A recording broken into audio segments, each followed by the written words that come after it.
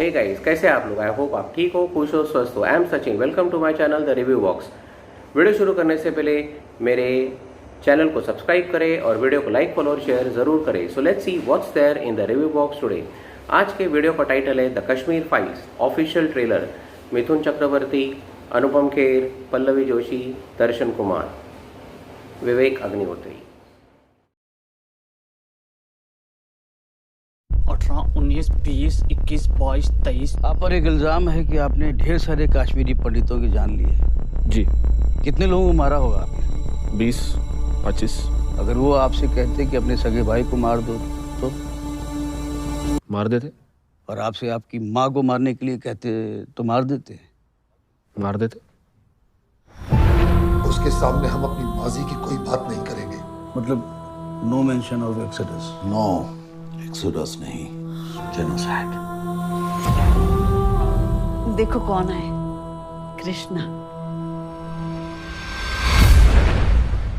रात तक कश्मीर छोड़कर जाने को कहा है। हमारे लोग मर रहे हैं सर। कश्मीर चल रहा है, खुलेआम कश्मीरी हिंदुओं का कत्ले आम हो रहा है। पंडितों को किसी ने नहीं भगाया, वो खुद भागे, गवर्नर से मिल गए। जहाँ शिव, सरस्वती, ऋषि कश्यप हुए वो कश्मीर हमारा था। जहाँ पंचतंत्र लिखा गया वो कश्मीर हमारा था। तू जानता ही क्या है कश्मीर के बारे में? Kashmir has never been an integral part of India and this is a historical fact. Kashmir! चले! अपना धर्म बदलो, भागो या मर जाओ। कश्मीर के मसले का एक ही हल, अल जिहाद। एक ही आवाज बुलंद होगी, बच्चा बच्चा कहेगा आजादी। तो शब्दवाद से आजादी, आजादी, आजादी, आजादी, आजादी, आजादी। देश की तकदीर वही बदल सकता है जिसके पास ये पावर है, पॉलिटिकल पावर। पॉलिटिक्स का बस एक ही अंत है, विनाश, मौत। तो मौत के डर से मैं भी कायर बन जाऊं।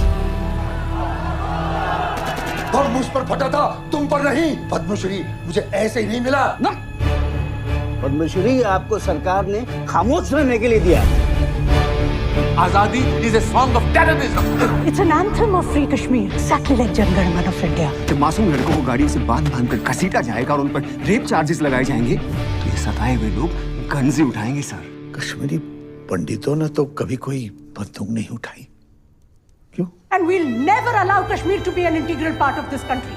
चाहे उसके लिए आग क्यों ना लगानी पड़े। This is the time for justice, Krishna.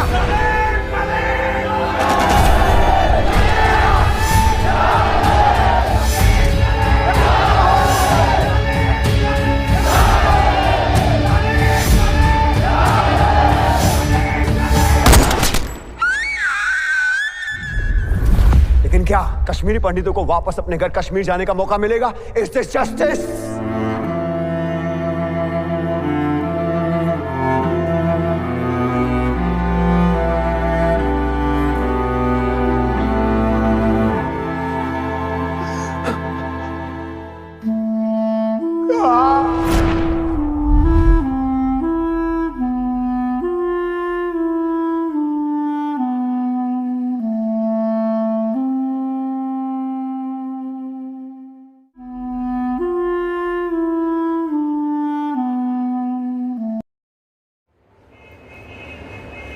तो दोस्तों, जिस फिल्म का बहुत ही बेसब्री से इंतज़ार हो रहा था, वो फिल्म अब 11 मार्च 2022 को रिलीज़ होने जा रही है और उस फिल्म का नाम है द कश्मीर फाइल्स। अभी हम लोगों ने इसका ट्रेलर देखा और हम सभी जानते हैं कि आज से 3 साल पहले यानी 2019 में इसी निर्देशक से डायरेक्ट की हुई ये फिल्म ताशकंद फाइल्स हम सभी ने देखी है, सभी ने इसको सराहाया है और ख़ास करके 2019 की एक स्लीपर हिट उसे कहा गया है। और अगर आपने वो मूवी देखी होगी तो वो पूरी मूवी जो है एक कॉन्स्पिरेसी थ्योरी पर बेस्ड है कि किस प्रकार से एक षड्यंत्र किया गया था हमारे भारत के जो दूसरे प्रधानमंत्री हैं, हम सभी के चहेते, हम सभी के प्यारे स्वर्गीय लाल बहादुर शास्त्री के जीवन पर वो आधारित वो फिल्म थी और किस प्रकार से षड्यंत्र किया गया था और उनकी मृत्यु एक रहस्य बनी। तो उन सारे सवालों के जवाब देने की कोशिश उस फिल्म में हुई है और बहुत ही बेहतरीन ऐसा निर्देशन रहा विवेक अग्निहोत्री जी का। और एक से एक बढ़िया कलाकार उसमें हमें देखने को मिले, चाहे फिर वो मिथुन चक्रवर्ती है, पल्लवी जोशी है, प्रकाश बेलावड़ी है, ऐसे बहुत सारे अच्छे कलाकार उसमें हमें देखने को मिले। अच्छी स्क्रिप्ट थी, अच्छा बैकग्राउंड म्यूज़िक था और एक अलग पहलू हमारे सामने निर्देशक उस फिल्म में लेकर आए थे। साथ ही साथ स्क्रीन प्ले के लिए विवेक अग्निहोत्री जी को नेशनल अवार्ड भी उन्हें दिया गया। उनकी जो पत्नी है यानी पल्लवी जोशी, उन्हें बेस्ट सपोर्टिंग एक्ट्रेस से उन्हें नवाजा गया था नेशनल अवार्ड से। तो उस फिल्म की वजह से हम सभी की काफ़ी आशा पल्लवित हो गई थी कि जब ये अनाउंस हुआ था प्रोडक्शन हाउस से कि अब वो कश्मीर फाइल्स लेकर आ रहे हैं, तो दिल में था कि ये कश्मीर फाइल ये फिल्म कब रिलीज़ होगी। और हम सभी जानते हैं कि कश्मीर हमारे देश का बहुत ही सेंसिटिव इशू है, तो इस फिल्म को वो कैसे लोगों तक लाएंगे। और इस फिल्म में खास करके कश्मीरी पंडितों के ऊपर ये खास करके ये फिल्म है। और हम सभी जानते हैं कि 1990 के दशक में जिस प्रकार से जो अन्याय हुआ, जो अत्याचार कश्मीरों पंडितों के ऊपर हुआ, हम सभी ने न्यूज़पेपर्स में भी पढ़ा है, हमने टेलीविज़न पर भी देखा है। न्यूज़पेपर रिपोर्ट से कहती है कि 400 के ऊपर कश्मीरी पंडित मारे गए थे। साथ ही साथ लाखों लोग जो अपने गांव छोड़कर चले गए, ज़मीन जायदाद छोड़कर चले गए। और इस पूरे नरसंहार में हमने देखा कि कोई नहीं बचा उसमें, चाहे बूढ़ा हो, बच्चा हो, स्त्रियां हो, उन सभी को किसी न किसी प्रकार से उन पर अन्याय हुआ है, अत्याचार हुआ है। और जिसे हम लोग कह सकते हैं कि कश्मीरी पंडित जेनोसाइड, नरसंहार जिसे हम कह सकते हैं, यह हमारे इतिहास का हमारे भारतीय इतिहास का एक काला सच है। और हम सभी को ये कोशिश करनी चाहिए, और सभी पॉलिटिकल पार्टीज़ ने हमेशा ये वायदे किए कि भाई कश्मीरी पंडितों को फिर से प्रस्तावित किया जाएगा। और ख़ास करके वैली से जो लोग अपने सब घर द्वार सब छोड़कर वो निकले थे, तो उनको किसी न किसी रूप से उनको एम्प्लॉयमेंट दी जाएगी, रोज़गार दिया जाएगा, उनके प्रॉपर्टीज़ को, उनके घरों को दोबारा लौटाया जाएगा।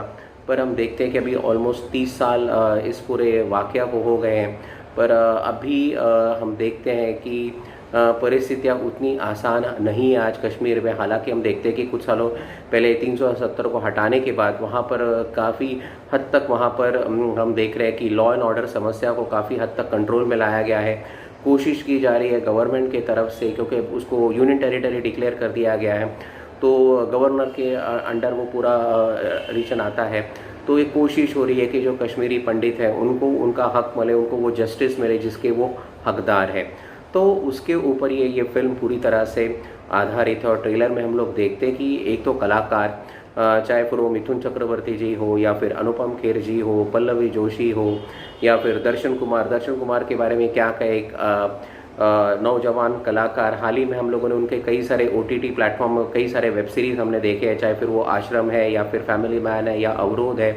ऐसे हर वेब सीरीज़ में उनके अलग अलग किरदार हमें देखने को मिले। तेरे नाम से उन्होंने शुरुआत की थी, उसके बाद बहुत सारी फिल्में थी, खास करके मैरी कॉम में भी उन्होंने भूमिका की है। तो एक बहुत ही सशक्त, बहुत ही अच्छे वो कलाकार है। पुनीत सर है, जो आप सभी जानते हैं कि महाभारत में जिन्होंने दुर्योधन का पात्र जिन्होंने निभाया था, तो वो उसमें है। तो प्रकाश बेलावड़ी सर जी उसमें है, मृणाल कुलकर्णी है, चिन्मय मांडलेकर है, जो मराठी स्टेज के, मराठी फिल्मों के बहुत ही दिग्गज कलाकार कहे जाते हैं। तो अगर हम देखेंगे तो स्क्रिप्ट जो थोड़ा बहुत ट्रेलर से हमें समझ में आता है कि फिर एक बार विवेक अग्निहोत्री जी एक सटीक फिल्म हमारे सामने लेकर आए हैं। स्क्रिप्ट बहुत ही ज़बरदस्त लग रही है, सिनेमाटोग्राफी हो गई, बैकग्राउंड म्यूज़िक हो गया, डायलॉग्स हो गए, जो कलाकार हैं उनका अभिनय हो गया, हर चीज़ में उस छोटे से ट्रेलर में हमें बहुत कुछ आइडिया मिल जाती है। और इससे हमारे जो आशाएं हैं वो और बढ़ गई है कि जब हम पूरी फिल्म 11 मार्च 2022 को अगर बड़े पर्दे पर जब देखेंगे, तो देखेंगे कि किस प्रकार से कश्मीरी पंडितों की व्यथाओं को, उनकी पीड़ा को वहाँ पर निर्देशक ने हमारे सामने रखा है। उम्मीद है कि फिल्म के माध्यम से क्यों ना सही कश्मीरी पंडितों को उनका न्याय मिलना बहुत ज़रूरी है। क्योंकि हम देखते हैं कि हम दूसरों के बारे में हम बड़ी चर्चा करते हैं, पर जिस कम्युनिटी ने उसको इतना सहा है, उसे वो आज तक 30 सालों में उसे वो न्याय नहीं मिला है। तो क्या कश्मीरी पंडितों को न्याय मिलेगा? क्या उनको अपने वतन यानी कश्मीर वैली, उनको वो फिर एक बार वो पहले जैसे अपने आप को रह पाएंगे। और ये कितनी अजरत की बात है, आश्चर्य की बात है कि हज़ारों सालों से, चाहे वो हिंदू है या मुसलमान है, वो वहाँ पर बड़े भाईचारे के साथ वहाँ पर रहे, और अचानक ऐसा क्या हो गया कि जिसकी वजह से ये टकराव उत्पन्न हो गया। और इसमें एक पाकिस्तान का एक बहुत बड़ा हाथ रहा है। 1990 के दशक में वहाँ पर मिलिटेंट ऑर्गेनाइजेशन जैसे JKLF है, जम्मू कश्मीर लिबरेशन फ्रंट है, या और जो मिलिटेंट ऑर्गेनाइजेशंस थी, वहाँ पर कश्मीर की आज़ादी के नारे लगने लगे। लाउड स्पीकर पर ख़ास करके जो हिंदू कम्युनिटी के, सिख कम्युनिटी के, जो और कम्युनिटी के लोगों उनको धमकाया गया कि वो वैली छोड़कर, यानी श्रीनगर और आसपास अनंतनाग हो गया, पहलगाम हो गया, सोनमर्ग हो गया, यानी जो वैली का भाग है उसे छोड़कर वो वहाँ से चले जाए।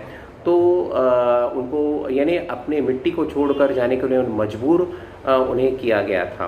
तो हाल ही में अगर हम लोग कंपैरिजन करें लॉ एंड ऑर्डर की सिचुएशन में, तो आज भी हम लोग देख रहे हैं कि पाकिस्तान स्पॉन्सर्ड वहाँ पे टेररिज्म हो रहा है, और हमारी जो भारतीय सेना है उसको बहुत ही मुंह तोड़ जवाब दे रही है और देती रहेगी। और हम बिल्कुल डंके की चोट पे कह सकते हैं कि कश्मीर हमारा था, हमारा है और हमारा रहेगा।